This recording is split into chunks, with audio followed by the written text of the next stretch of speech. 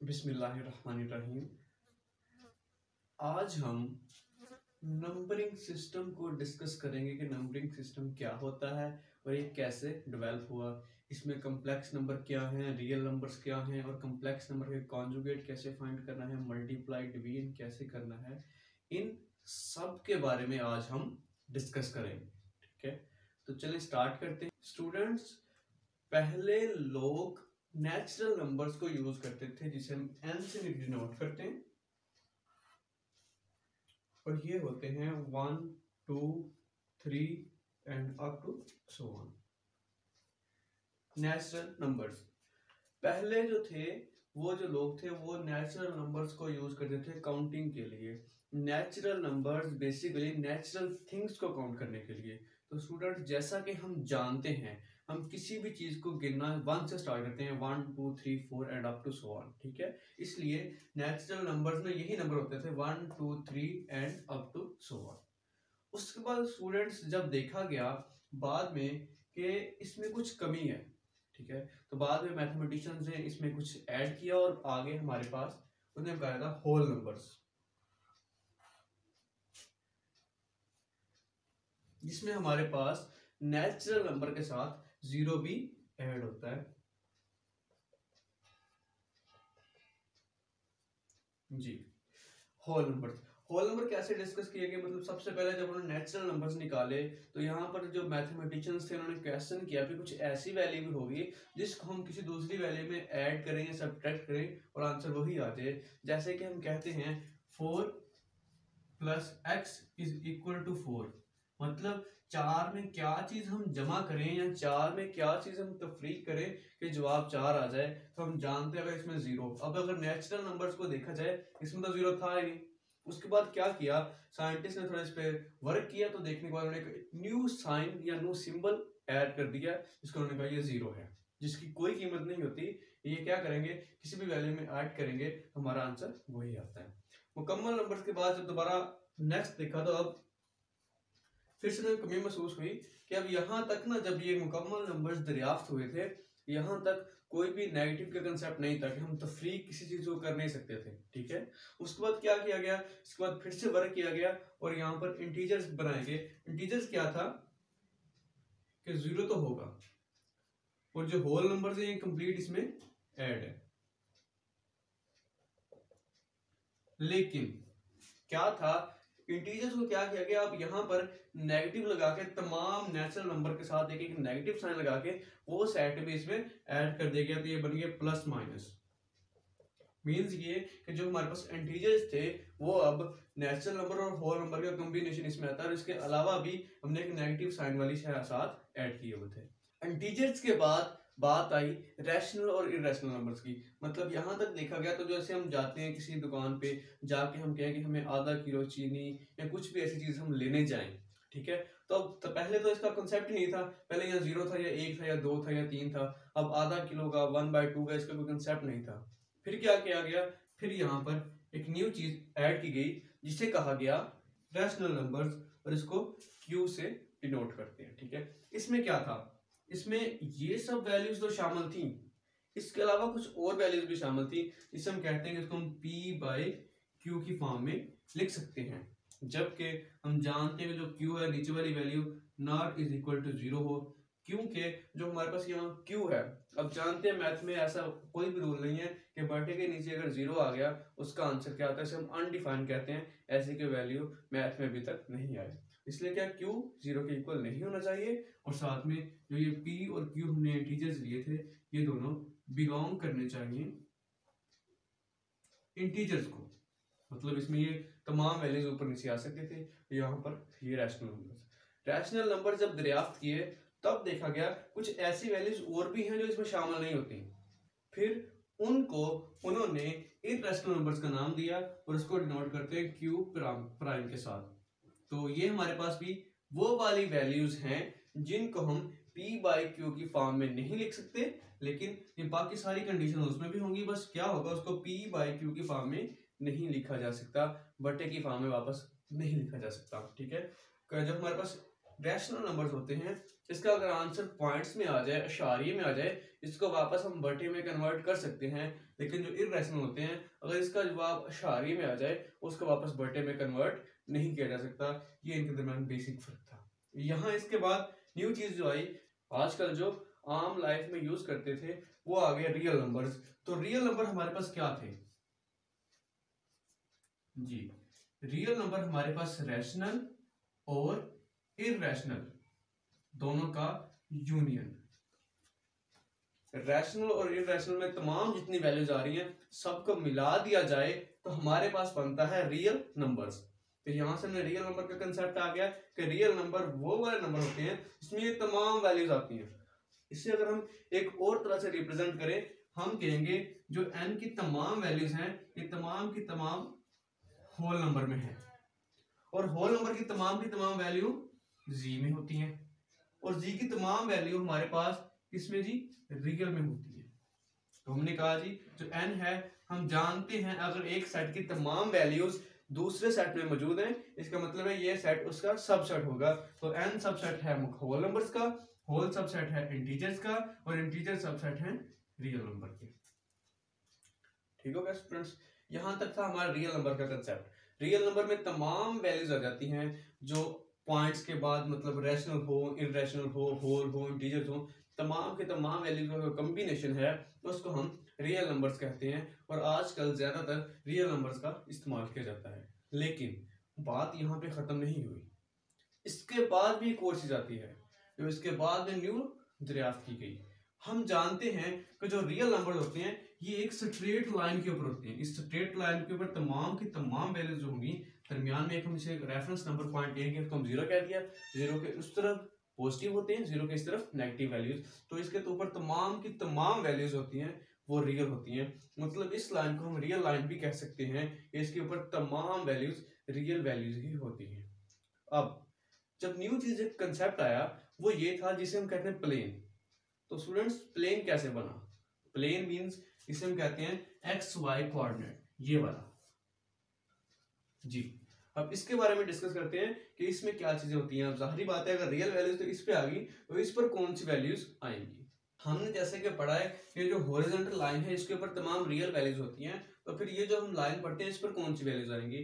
तो स्टूडेंट्स यहाँ पर जो कंसेप्ट आता है वो आता है कम्प्लेक्स नंबर्स का। कम्प्लेक्स नंबर कौन से होते हैं? ठीक है, अब स्टूडेंट्स यहाँ पर जब देखा गया, साइंटिस्ट ने एक न्यू चीज देखी, स्क्वायर रूट के अंदर माइनस की साइन आ गया, मतलब इसके अंदर वैल्यू आई तो माइनस, और स्क्वायर रूट के अंदर नेगेटिव वैल्यू जो आएगी, मतलब जो टोटल हमने निकाला काउंटिंग जो लास्ट में आंसर आ गया वो स्क्वायर रूट के अंदर अगर नेगेटिव आ जाए, तो इसका अभी तो कोई भी साइंटिस्ट ने इसके बारे में नहीं देखा था, और ये ऐसी कोई रियल वैल्यू भी नहीं थी। रियल वैल्यू क्यों नहीं थी? क्योंकि फर्ज किया अगर हमारे पास हम कहें जी -1 का square root is equal to x, ठीक है, अगर हम x का लेते हैं स्क्वायर, अब x का लेंगे स्क्वायर तो इस तरफ भी क्या आएगा? स्क्वायर, स्क्वायर से स्क्वायर रूट कैंसिल हो गया, तो x स्क्वायर हमारे पास आ गया -1। अब जैसा कि हम जानते हैं इससे ये चीज हो रही है कि किसी वैल्यू का हम स्क्वायर लें और आंसर -1 आ जाए, नेगेटिव आ जाए, ठीक है। अब इस लाइन के ऊपर तमाम वैल्यूज होंगी, चाहे नेगेटिव हो चाहे पॉजिटिव हो, तो हम जानते हैं नेगेटिव या पॉजिटिव वैल्यू को जब हम स्क्वायर लेंगे वो ऑटोमेटिक ही पॉजिटिव हो जाता है। तो -1 का स्क्वायर 1 होता है, लेकिन ये चीज शो कर रही है कि एक वैल्यू उसका स्क्वायर माइनस आ गया, ठीक है। अब यहाँ पर साइंटिस्ट ने एक न्यू चीज देखी और उसका नाम रखा, उसे हम कहते हैं कम्प्लेक्स नंबर। कम्प्लेक्स नंबर हमारे पास इस फॉर्म में होते हैं, इसको C से रिप्रेजेंट करते हैं, और इसमें एक A होता है और इसका एक पार्ट B होता है दरमियान में। ये जो इसमें A वाली वैल्यू जो फर्स्ट वैल्यू होगी जिसके साथ, अब इस जो न्यू साइन इजाद किया गया इसे हम पढ़ते हैं आयोटा। आयोटा की वैल्यू हमारे पास -1 होती है, तो आयोटा की वैल्यू स्क्वायर रूट -1 होती है, ठीक है। तो यहाँ पर ये जो वैल्यू आयोटा के बगैर होगी उसको हम कहते हैं ये हमारे पास रियल है, और जो वैल्यू आयोटा के साथ होगी उसको हम कहते हैं ये इमेजिनरी है, ठीक है। तो आयोटे के साथ वाली वैल्यू इमेजिनरी वैल्यू कहलाती है, और आयोटे के बगैर या जिसके साथ आयोटा नहीं आता वो वैल्यू रियल वैल्यू कहलाती है कम्प्लेक्स नंबर में। तो कम्प्लेक्स नंबर में दो चीजें आ गई, एक रियल वैल्यू, एक इमेजिनरी वैल्यू, दोनों मिला के लिखती हैं। इसको पॉइंट की फॉर्म में जब लिखें, इसको ऐसे भी लिखा जाता है a इंटू बी।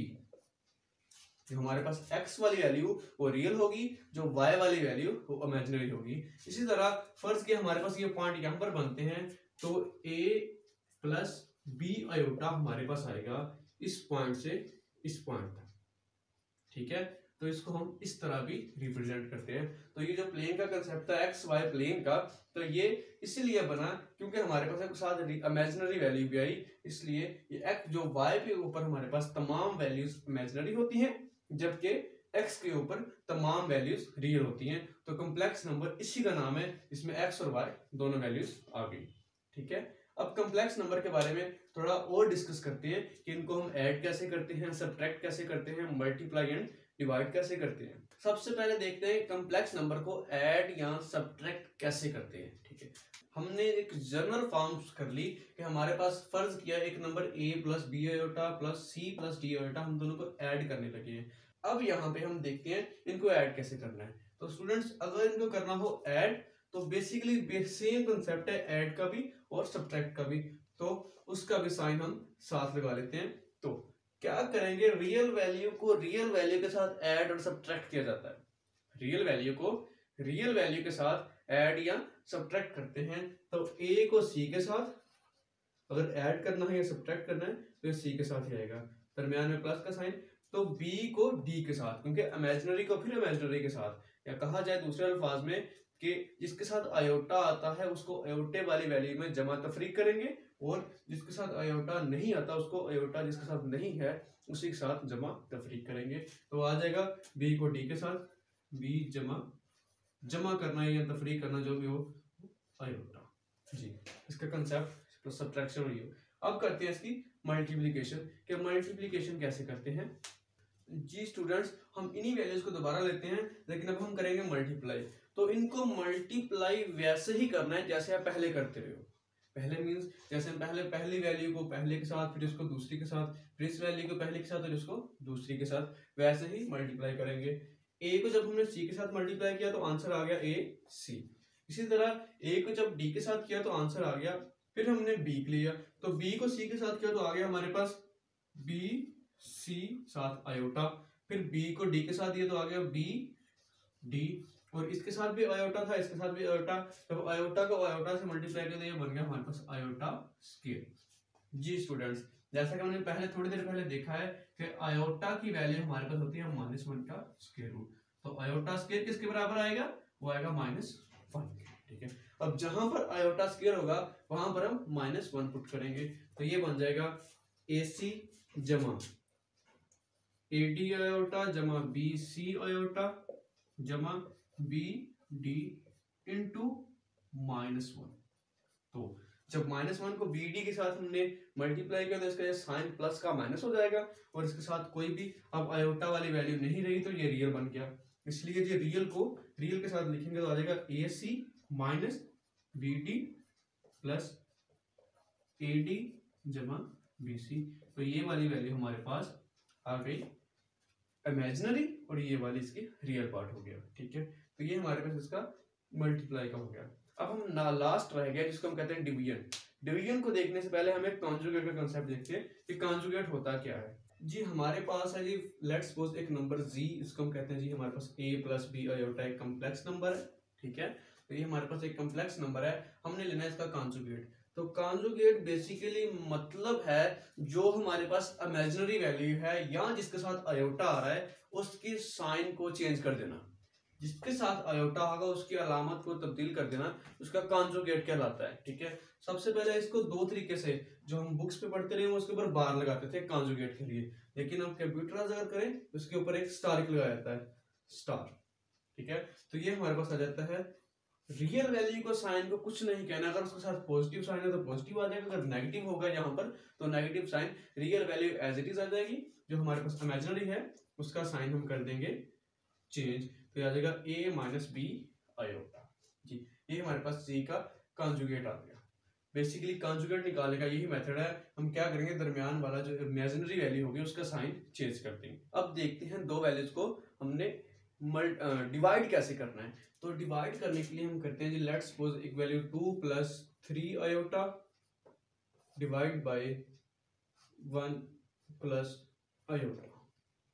जी हमारे पास एक सिंपल सी वैल्यू ले ली, हमने करना है डिवाइड।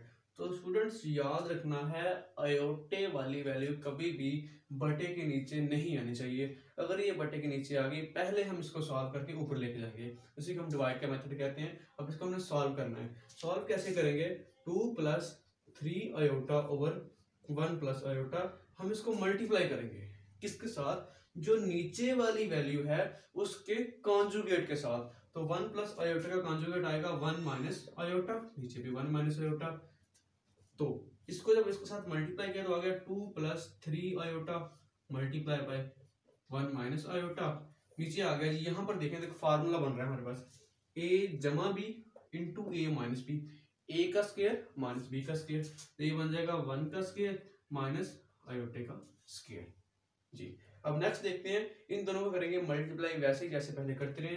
2 को 1 के साथ तो आ जाएगा 2, फिर 2 को माइनस आयोटा के साथ तो -2 आयोटा ओवर, सॉरी अब 3 को करना है, तो 3 को 1 के साथ किया तो आ गया 3 आयोटा, फिर 3 को माइनस आयोटा के साथ किया तो बन गया जी -3 आयोटा स्क्वायर। नीचे देखा जाए तो 1 माइनस, अब आयोटा स्क्वायर हम जानते हैं कि -1 के बराबर होता है, तो यहाँ पर -1 आ जाएगा। ठीक है, अब नेक्स्ट आयोटा स्क्वायर की वैल्यू होती है -1, तो यहाँ अगर -1 लिखेंगे तो माइनस और इस माइनस को प्लस कर देगा, तो ये जस्ट प्लस का 3 रह जाएगा, और यहाँ पर आ जाएगा 2 + 3, और ये दोनों को हम करते हैं, ये -2 आयोटा और जमा 3 आयोटा। अब 3 में से 2 को तफरीक करेंगे तो सिर्फ प्लस आयोटा बचेगा, नीचे हमारे पास आ जाएगा 1 माइनस और माइनस +1, 3 + 2 आ गया 5 प्लस आयोटा ओवर 2। तो ये हमारा इसका क्वेश्चन को सॉल्व करने का मेथड था। क्या किया हमने, इसका कॉन्जुगेट से मल्टीप्लाई डिवाइड, ऊपर वाले को ऊपर वाले से, नीचे वाले को नीचे के साथ ऐसे मल्टीप्लाई किया, मल्टीप्लाई करने का सॉल्व किया, तो हमारे पास जो आंसर बन गया वो इसका डिवीजन मेथड था। ये कि हमारे पास अगर z एक नंबर है, इसका हमने एब्सोल्यूट कैसे फाइंड करना है। एब्सोल्यूट का मतलब है इसकी हमने ओरिजिन से कितने डिस्टेंस पर है वो डिस्टेंस फाइंड करना है। तो याद रहे डिस्टेंस कभी नेगेटिव नहीं होता, ठीक है, इसलिए इसका जो एब्सोल्यूट वैल्यू आएगी, इसको हम मॉड बोलते हैं, वो भी कभी नेगेटिव नहीं आएगा। उसका मेथड ये होता है, हम क्या करते हैं, a + b दोनों तरफ मॉड का साइन, उसके बाद बेसिकली बहुत आसान है, क्या करना है, फर्स्ट वैल्यू जो आएगी उसका स्क्वायर प्लस सेकंड जो आयोटा नहीं, जो आयोटा के साथ वाली वैल्यू है इमेजिनरी वैल्यू, उसका भी स्क्वायर और पूरे के ऊपर स्क्वायर रूट, ये उसका एब्सोल्यूट आ गया। ये हमने ऐसे इसका एब्सोल्यूट फाइंड कर लिया। ठीक है, इसकी एक एग्जांपल देखते हैं। लेट्स सपोज 2 + 3 आयोटा है, तो हम इसका जब लेंगे एब्सोल्यूट वैल्यू हो जाएगा 2 का square plus 3 square square root, 2 का स्क्वायर होता है 4 + 9 स्क्वायर रूट, और ये हमारे पास आएगा 2 + 4 कितना होता है, तो ये हमारे पास 13 स्क्वायर रूट। जी ये इसका एब्सोल्यूट निकालने का मेथड है।